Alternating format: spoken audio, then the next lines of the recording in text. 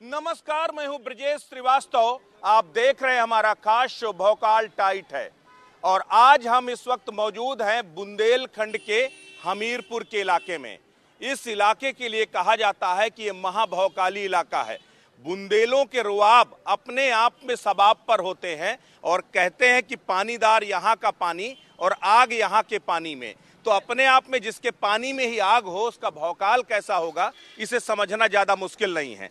इस वक्त हमीरपुर में सियासी मिजाज क्या कहता है, इसको समझने की कोशिश करते हैं। सबसे पहले समाजवादी पार्टी की चूंकि प्रत्याशी खुद मौजूद है, एक चीज़ ये बताइए, आप लोगों ने बहुत सारी कोशिश की, बहुत बार कोशिश की, लेकिन अभी तक किला फतेह नहीं कर पाए। इस बार क्या उम्मीद है? देखिए, 2017 के पहले कोई भी पार्टी भाजपा को छोड़ के टिकट नहीं देती थी जी, और टिकट देती नहीं थी।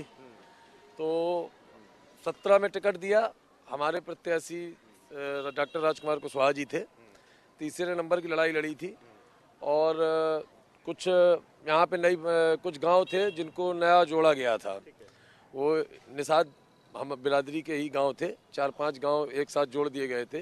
तो अच्छी खासी निषादों की संख्या हो गई थी। तो वहाँ पे भाजपा के जो चेयरमैन है वर्तमान, सजाती बिरादरी होने का उनको लाभ मिला था और उन्होंने जीत हासिल की थी। लेकिन वर्तमान स्थितियां बिल्कुल उलट हो चुकी हैं, क्योंकि अपनी ही बिरादरी के लोगों का वोट लेके उनके यहाँ विकास से के नाम पे कुछ भी नहीं किया गया। विकास से उनको आज भी दूर रखा गया है, चाहे ब्रह्मा का डेरा हो, भिलावा हो, मेरापुर हो, डिग्गी हो, कुछेचा हो, सारी जगह स्थितियां आज भी हो है। जैसे निषाद बिरादरी पहले बेचारी जीवन यापन कर रही थी कि बाढ़ के पानी में, बाढ़ आने पे अपने बच्चों को लेके रोड में 2-2, 3-3 महीने पड़े रहते थे। पन्नी के नीचे ऊपर से पानी गिर रहा है, घरों में पानी भरा है, पूरा सामान सब बर्बाद हो रहा है। तो उनकी स्थिति आज भी उसी तरीके दयनीय है। एक तरफ आप कह रहे हैं कि निषादों की स्थिति बेहद दयनीय है। संजय निषाद जो गॉडफादर ऑफ निषाद पार्टी हैं, जो है वो कह रहे हैं कि निषादों की स्थिति बीजेपी की सरकार में बदल गई है और अब निषाद फील गुड कर रहे हैं। तो ये जो फील गुड के बीच में और ये जो बैड फीलिंग आप करा रहे हैं, इसके बीच में सिक्का किसकी तरफ उछलेगा? देखिए, मैं उन संजय निषाद जी बड़े नेता हैं और मैं उनकी बात करें, भाई वो बड़ा नेता नीचे ज़मीन में अगर काम करेगा तो उसको दिखाई दे जाएगा कि निषादों की स्थिति सुधरी है कि आज भी दयनीय है। वो उसी तरीके जीवन चुनाव यहाँ जाति व्यवस्था पर ही होगा? क्यों? जाति समीकरण बनाते तो हैं लोग, लेकिन अब जनता जागरूक है और अपने मत का जिस प्रकार से विभाजन करना चाहिए वो करने जा रही है। पहली बार लग रहा है कि कुछ परिवर्तन होता दिख रहा है। परिवर्तन कहाँ और किसके पक्ष में होता दिखाई दे रहा है? नहीं, पक्ष तो जो सत्ता पक्ष होता है उसका विपक्ष ही दूसरा परिवर्तन होता है। तो विपक्ष है कौन? यहाँ तो विपक्ष ही अपने आप में बटा हुआ कोई एक तो है नहीं। बटा चाहे जितना रहेगा, नेतृत्व तो विपक्ष का ही। विपक्ष में कौन, वही तो पूछ रहा हूँ। अब ये हम नहीं, इतने सकुचाए क्यों है? डर लग रहा है क्या? नहीं, सच्चाई नहीं है। मामला ये है कि दिया जा रहा है आम जनता को केवल गेहूं चावल, और उसको महंगाई के ऐसे दंश में फंसा गया है कि वो उसको उबालने के लिए अगर गैस सिलेंडर 1150 का दिया जाएगा तो कहाँ से जनता का भला होने वाला। मतलब दे रहे हैं अनाज, गेहूं चावल, और उसके बाद उससे ज्यादा महंगाई बढ़ाकर खत्म कर दे रहे हैं। निषादों का यहाँ पर कोई वजूद नहीं है इस बार, इसलिए जो है सपा या बसपा या कांग्रेस जीतेगी, ऐसा लगता है क्या? जी नहीं, हम तो दे रहे हैं, किसी ने दिया किसी को मुफ्त राशन। हम तो 2 साल से दे रहे हैं, 1 साल से पूरा मुफ्त राशन दे रहे हैं। और यहाँ पे पूरे नगर में विकास कराया, किसी पार्टी ने किया, सबको मौका दिया गया इस नगर पालिका ने। पर रिपीट तो हम ही हुए ना, उत्तर प्रदेश में भी रिपीट हुए, केंद्र में भी हुए, काम किया तब तो रिपीट हुए, तब तो जनता ने वोट दिया। तो कहना है केवल निषादों को बरगला के आप लोग रिपीट हो गए। निषाद ये जातिवाद हम लोग करते कहाँ हैं? जातिवाद नहीं करते। भैया एक चीज ये बताओ, कह रहे हैं तो जातिवाद नहीं करते, ऐसा है क्या? जातिवाद पूछा नहीं कोई, मानव कहे सो मानव होई। हाँ। तो जातिवाद की बात वो छोटे लोग करते हैं। अच्छा। हमीरपुर शहर हमारे जातिवाद के वर्ग से दूर है। भैया आपको लगता है क्या ऐसा? नहीं, देखिए 5-5 किलो राशन दे के हैं, बहुत बड़ा जो है वो कर लिए। विकास जो है शहर में तो दिख रहा है, आप डेरों में जाके देखिए विकास। सालों से एक नाली जो साफ नहीं हुई है, हाँ सालों हो गए। विकास विकास कर। इसी तरह जीतेंगे क्या आप लोग? डेरों में जब नाली बनी होगी तब तो साफ होगी। अब डेरे जोड़े गए हैं तो उनमें नाले अभी बन रहे हैं। नाली आप लोगों ने बनवाई नहीं तो साफ कैसे करें? नाले बन रहे हैं, शीशे के इसी साल बने हैं अभी। एक चीज ये बताइए, आप कांग्रेस से हैं, कहाँ से? बसपा बसपा से हैं। मतलब एक वक्त तो आपका यूपी में सिक्का चलता था, बुंदेलखंड में सिक्का चलता था, ऐसा क्या हो गया कि हाथी ने सरपट दौड़ लगा दी बाहर की तरफ? ये तो जनता का जनादेश है। तो ठीक है, आपने ऐसा किया क्या? ये तो कह रहे हैं कि आपने जो कुछ किया था जो है उसका खामियाजा भुगतना पड़ रहा है, तो आखिर इस बार क्या कुछ डैमेज कंट्रोल कर पाएंगे क्या? नहीं, इस बार हम बहुत बड़ा बदलाव आने वाला है। बहुत बड़ा बदलाव मतलब कैसा बदलाव? बदलाव की जो है, जो मात्र एक फोकस कर रहे हैं, जैसे 5 किलो गेहूँ चावल का फोकस कर रहे हैं, और उससे आम पब्लिक का गेहूँ चावल से काम चल नहीं पा रहा है कि अन्य जरूरतें। चावल से काम नहीं चल पा रहा, घी का डब्बा और देना होगा तब काम चलेगा, क्या लगता है? देखिए, हम तो शहर की बात करेंगे, प्रदेश और देश की नहीं करेंगे। शहर में आज हमारे बहुत समस्याएं हैं। बाढ़ की एक प्रमुख समस्या है जिसका निराकरण आज तक कोई भी पार्टी नहीं कर पा रही है, और ना ही कोई चेयरमैन, विधायक, सांसद कोई नहीं कर पाया, जिससे यहाँ पर निषाद समाज प्रभावित होता है। देखिए, और एक समस्या हमारे यहाँ उत्पन्न हो रही है जिस पर किसी भी जनप्रतिनिधि का ध्यान नहीं है, वो समस्या है जाम। हम यहाँ से जाएंगे जिला सदर अस्पताल के लिए, इस रोड पर आए दिन जाम लगता है, एम्बुलेंस को जाम का सामना करना पड़ता है, जिस पर किसी का कोई ध्यान नहीं है। हमारा सदर अस्पताल वो एक सफ़ेद हाथी की भांति है जिस पर कोई काम नहीं किया गया, ना डॉक्टर है, न कंपाउंडर है, कोई नहीं है। यानी कि मानिए आप सीधे रेफर सेंटर है। हमारे तमाम मुद्दे हैं, हम स्वच्छ। आप ये बताइए, आपकी भी इससे पहले सरकार रही है, बहुत सारे जो डबल इंजन की बात कर रहे हैं, डबल इंजन से लेकर सिंगल इंजन तो यूपी में रहा है, तो सवाल तो आपके ऊपर भी उठेगा, इनके ऊपर तो पूछूंगा भी कि आपने भी क्या किया है यहाँ पर, और अब आप पर जनता क्यों यकीन करे? देखिए, हमारी जब सरकार यहाँ पे बनी थी तो एक एशिया का सबसे खराब रोड जोलूपुर से हमीरपुर, इसको सरकार ने बनाया। हमारी सरकार ने यहाँ पे 4 लेन बाईपास दे दिया। हमारी सरकार ने यहाँ पे लाखों योजनाएं लाके खड़ी कर दी। और आज ये जिस विकास की बात कर रहे हैं, आपको बहुत दूर जाने की जरूरत नहीं है।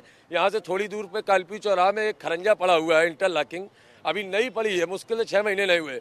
उसमें अगर आप कोई बुजुर्ग मोटरसाइकिल से निकलेगा तो उसके जो डमरू की तरीके जो वो बज रही है, करीब 400-500 मीटर में पूरे गुम्मे हिल रहे हैं, उसके खड़खड़ खड़खड़ बोल रही है। ये इनका खड़खड़ा विकास जो दिखाई दे रहा है उसमें गिरेगा जरूर। खड़खड़ा विकास में गिरेगा जरूर। कौन गिरने जा रहा है इस बार? खड़खड़ा विकास इनका था, हमारा नहीं है किसी भी। तो आप क्यों नहीं रपटा बनवा पाए? रपटा देख लीजिए ना, शहर के बंदे देख लीजिए जो बार एक सैंपल खड़ा कर दिया, उसी को घुमा घुमा के नहीं। आप देखिए, जहाँ 4 घर बने, जहाँ डेरों में लोग पहुंच नहीं पाते, ब्रह्मा का डेरा, वनवासी का डेरा, वहाँ भी हमारी इंटरलॉकिंग, हमारी सड़क पहुंची, रोड खड़ंजे पहुंचे, नाला गया हमारा। ये देख क्यों नहीं पा रहे? आरसीसी का नाला नहीं देख पा रहे। सिर्फ अधिकारियों को खुश करने के लिए विशेष अधिकारियों के जहाँ पे आवास है वहाँ पे ही विकास हुआ है, बाकी। अब ये बताइए, अधिकारियों के आवास क्या ब्रह्मा के डेरा में होंगे? वहाँ गरीब आदमी का ही आवास होगा। अच्छा भैया, एक चीज ये बताओ, आप लोग ये बताओ, ये लोग जो कह रहे हैं नूरा कुश्ती है इन लोगों के बीच में, आप लोग सहमत हो क्या कि विकास की गंगा बह गई? वो कह रहे हैं कुछ नहीं, खड़खड़ा % विकास की गंगा भैया। आप शहर घूमिए, अब देखिए, आप शहर घूम के देखिए, जहाँ पे आप खड़े हैं, अभी 4-5 साल पहले ये सड़क बिल्कुल बन जाती, इतनी जबरदस्त बनी है कि हाईटेक सड़क बन गई है। इससे अच्छी सड़क आपको कहीं दिख नहीं सकती पूरे हमीरपुर जिले में। अच्छा, आपको क्या लगता है इस बार के चुनाव में मुद्दा क्या है? मुद्दा किस तरीके से यहाँ के चुनाव में जो है आगे बढ़ाया जा रहा है? बचा हुआ जो एरिया है अपना, उसमें विकास होना चाहिए। काफ़ी जगह अपना विकास पहुंचा। यमुना तटबंध देख लीजिए, आपका बेतवा तटबंध देख लीजिए, आपका लक्ष्मी आई पार्क देख लीजिए, इन सारी जगहों में अपना विकास हुआ है। और जो चेयरमैन साहब रहे उन्होंने काफ़ी विकास कराया हुआ है।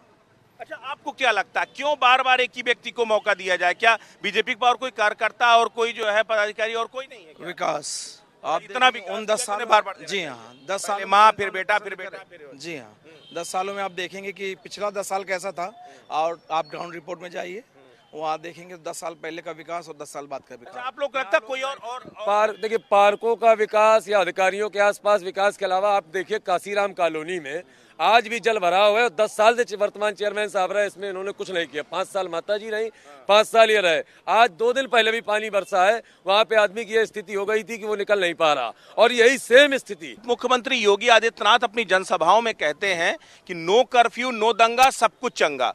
तो क्या चुनाव दंगा और चंगा में होगा या फिर चुनाव इस पानी बिजली सड़क और खरंजे पर होगा? वर्तमान समय की स्थिति को देखते हुए विकास के मुद्दे पर भारतीय जनता पार्टी चुनाव लड़ रही है, और भारतीय जनता पार्टी का एक ही संकल्प है, सबका साथ, सबका विकास और सबका विश्वास। और कुछ अपराधियों का विनाश। भाई साहब, कुछ अपराधी जो मैं गलत करूंगा तो मैं भी अपराधी हूँ। कुछ अपराधियों का नहीं, मैं सुन लीजिए, मैं गलत करूंगा तो मेरे साथ भी गलत काम होंगे, ठीक है। कुछ जाति विशेष देख के उन पे कार्रवाई, बाद बाकी देश की मेडलिस्ट जो देश का नाम रोशन करने वाली इंटरनेशनल स्टेडियम पे वहाँ दिल्ली में बैठी हुई है धरने पे, ब्रजभूषण सिंह के खिलाफ ना कोई अच्छा, ब्रजभूषण के खिलाफ कार्रवाई क्यों और अतीक अशरफ के खिलाफ कार्रवाई क्यों? अतीक अशरफ के खिलाफ कार्रवाई इसलिए, उत्तर प्रदेश में 1546 एनकाउंटर हुए जिसमें 246 केवल एक जात के थे, बाकी सब हिंदू के, उसमें किसी नहीं। उससे पहले अतीक अहमद के जो हत्या हुई, उसके पहले एक 2.5 लाख के इनामी की वहाँ हत्या हुई थी, उसके लिए बिजनौर में उसमें किसी ने नहीं चिल्लाया। अहमद का इनकाउंटर हुआ या हत्या हुए?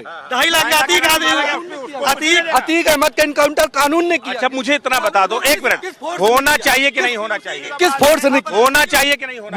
वो खुद ही कानून उसको मैं उनके अगर 100 से ऊपर मुकदमे दिन दहाड़े पुलिस वालों को बम और गोली से भून देते हैं, हत्या की जाती है। राजू नहीं तो आप क्या करते, आप क्या चाहते हो? उन्हें बिठाल के बिरयानी जिस किसी जात का हो, चाहे राजूपाल का हत्यारा हो चाहे जो, उसको तो कोर्ट सजा दे चुकी थी, लेकिन व्यक्तिगत ये नए गुंडे पैदा करके जो हत्या कराई गई, ये नए गुंडों के खिलाफ क्या कार्रवाई? ये कानून का फेलियर भाई यार, ये कानून का। अच्छा ये कह रहा हूँ, अतीक फोर्स थी, ये फोर्स बताइए कौन इससे पहले जो हत्या होती थी वो क्या होता? ये फोर्स कौन सी थी ये बताइए? जो हत्या पुलिस कस्टडी में कानून के आधार पे उसको अपराधी पकड़े गए कानून के इर्द गिर्द था, लेकिन उन अपराधियों के पास तो कह रहे विपक्षियों ने दिया, आप लोगों का राज न निकला। आप ये बताइए, एक गरीब आदमी 9 लाख की पिस्टल लेके जा रहा है और पुलिस अभिरक्षा में, मैं तो नहीं समझता कि तो कह रहे अतीक और अशरफ के पास जहां से आई थी वहीं ये सरकार पुलिस को कमजोर कर रही है। ये सरकार पुलिस को कमजोर कर रही है।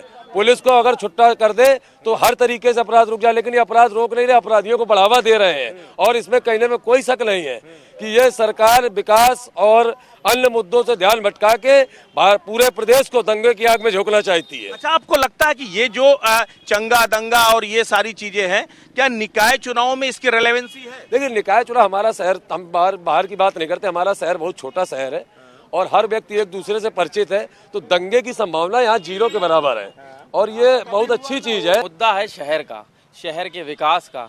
शहर के चुनाव में देखो, एक बात समझो, जब वोटर है वोट डालने जाएगा तो उसके जेहन में केवल जो है ये मुद्दा आप क्या कितना बना पाओगे कि उसने नाली खराब थी इसलिए इसको नहीं चुनना। कहीं ऐसा तो नहीं कि दिमाग में एक चीज बीजेपी डालने की कोशिश कर रही है कि कौन अपराधियों के साथ है, कौन अपराधियों के खिलाफ है? क्या ये भी एक मुद्दा है? देखिए, अपराधियों के खिलाफ और अपराधियों के साथ हमारा शहर बहुत साइलेंट शहर है, पीसफुल शहर है। यहाँ सब सारे लोग एक दूसरे से भली भांति परिचित हैं। हमारे मुद्दे हैं स्वास्थ्य, सड़क, शिक्षा। हमारा मुद्दा है रोडवेज का जाम, रोडवेज डिपो। उन मुद्दों पर कभी कोई बात नहीं कर रहा है और असल मुद्दे वही है। हमारे यहाँ का जो गरीब, ये मुद्दे आज नहीं, ये मुद्दे मुझे लगता 20 साल 25 साल से रेलेवेंट थे और सरकारें यहाँ सबकी रही। सवाल ये है कि सब अपने उससे पर्दे, सरकारों को नहीं कहूँगा, हमारे 10 काम लिख के बता दें भारतीय जनता पार्टी के लोग। 10 काम जो हमीरपुर में हुए हैं, जो बड़े काम हुए हैं, वो हमको 10 काम बता दें, लिख के बता दें। 10 काम। यहाँ से पतियूरा से मार्ग बनाया, जो जहाँ एक्सीडेंट रोड जिसको कातिल रोड बोलते थे, उसके लिए पतियूरा से 4 लेन पास हुआ। बंधा जो बाढ़ के कारण जमुना तटबंध से लेके संगमेश्वर तक बंधा, ये बड़े काम बता रहे। बंधा जिससे बाढ़ में कभी लोग, जहाँ वोट बहिष्कार कर पिछली बार किया था लोगों ने, वहाँ बंधा सबसे ज्यादा रहने का आवास, सबसे बड़ा रहने का आवास जो मुद्दा है। आपके स्वयं के वार्ड में आप खुद ही बता सकते हैं कितनी कॉलोनियां आई हुई हैं। आपका ब्रह्मा का डेरा, केसरिया का डेरा, ये लोग कह रहे हैं बहुत काम हुआ, तुम क्या कह रहे हो? बहुत काम क्या हुआ? हम लोगों को जो फुटपाथ में हम लोग दुकानें लगा रहे हैं, हम लोगों को दुकानें नहीं लगाने दी जाती। आज दिन कोई आ रहा हटाइए, आज दिन कोई आ रहा हटाइए, ये करिए वो करिए। ये तो क्यों हटाने? क्यों पेट पाल रहा है तो वो कहाँ जाए? बिल्कुल सही बात है यार, हमारा उतना शहर है, कहाँ जाए हम लोग? नहीं तो क्यों हटाया जा रहा है ये बताओ? कहीं कोई आ रहा, कहीं कोई क्या कहते हैं? हटाइए, यहाँ दुकानें लगेगी, आज ये होगा, आज वो होगा, आज ये होगा। हटाइए दुकानें यहाँ से। तो क्या वसूली के चक्कर से नहीं, कुछ नहीं, लेकिन दुकानें हटाइए। दुकानें नहीं लगेंगी, दुकानें नहीं लगेंगी, आए दिन यही होता है रोज। आप लोग ही बताओ, एक कारोबारी कह रहा है कि मुझे दुकान नहीं लगाने दे रहा, आम आदमी कह रहा है साफ सफाई नहीं हो रही, क्या हुआ है यहाँ पर? यहाँ पे तो फुटपाथ के लिए कुछ नहीं है। यहाँ पे फुटपाथ एकदम बिल्कुल वो है, साल में 10वीं बार वो आ जाता है अतिक्रमण, और ट्रैक्टर वगैरह को नहीं लगवा रहे, धूप रहती है, काम ही नहीं कर पाते हैं। आज दिन 10वीं बार तो वही सुनने कि आप क्या छोटे कारोबारियों को उजाड़ करके जो है आप ये पूरा अपना आशियाना बसाएंगे? आधार कार्ड पे 10,000 रुपए रेहड़ी पटरी वालों को किस सरकार ने दिया बिना गारंटी के? बताएं, रेहड़ी पटरी वाले 10,000 का बिना 10,000 का वो क्या करेगा जब कारोबारी नहीं कर? कारोबार के लिए सुनिए, आप देखिए स्पेशल चबूतरा पटरी बनाई गई है, जाम की स्थिति पैदा होती है तो पुलिस प्रशासन द्वारा छोटे व्यापारियों को खत्म करके, छोटे व्यापारियों को खत्म करके अंबानी वाला जियो मार्ट खुलेगा हर शहर में। क्या अंबानी का जियो मार्ट कहाँ? हमीरपुर में खुला है, हमीरपुर में पारस गेस्ट हाउस के सामने खुला है।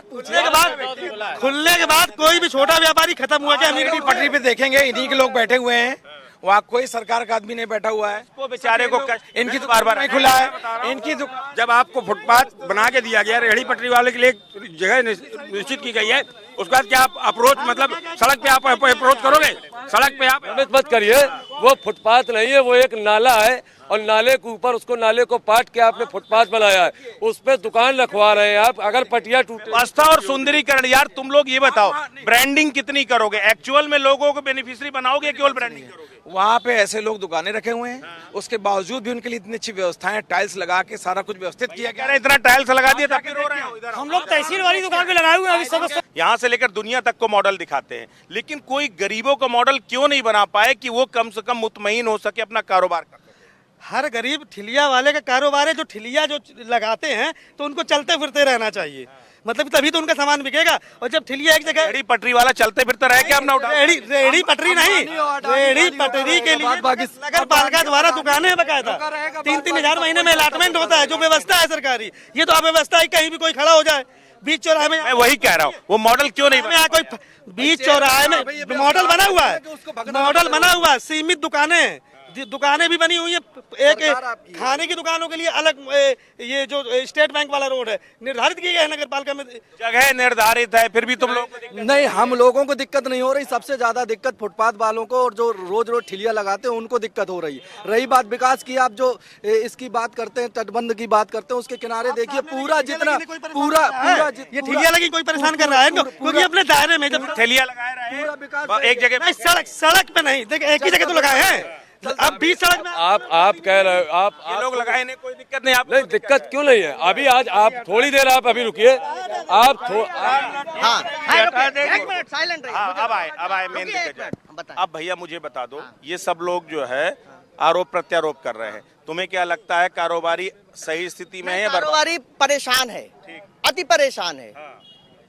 क्यों परेशान? इस गवर्नमेंट में सिर्फ दोहन के अलावा कोई कार्य नहीं हो रहा। पिछली गवर्नमेंट में रामराज था व्यापारियों? नहीं, रामराज नहीं था। बाहर निकलते पर्से छीन जाते थे। कहाँ पर? आज नहीं छीन रहे क्या? आज नहीं छीन रहे, आज भी छीन रहे, आज भी छीन रहे, आज भी छीन रहे हैं। आप छिनैती तो रोक नहीं पाए। एक मौका सर, देखिए रेहड़ी पटरी वालों की जो समस्याएं हैं हमारे यहाँ, इसको लेकर के प्रशासन ने एक मीटिंग की थी। उस मीटिंग में मैं भी मौजूद था रेहड़ी पटरी वालों के लिए, और वहाँ पर एक वादा किया गया कि उनको नहीं हटाया जाएगा, और और उनको पहले लोन दिया गया 10,000 रुपए का। ठीक, अच्छी बात थी, उन्हें लोन दे दिया गया। उसके बाद उन्हें सबको हटा दिया गया। उन सब की किस्तें बैंकों में जमा नहीं हो पा रही हैं, जिस कारण उनकी सिविलें खराब हो रही हैं। जो रेहड़ी पटरी वाले ने 10,000 का लोन ले लिया, उसको जिंदगी में कभी कोई बड़ा लोन नहीं मिलेगा। ऐसा है, डिफॉल्टर बना दिया आपने?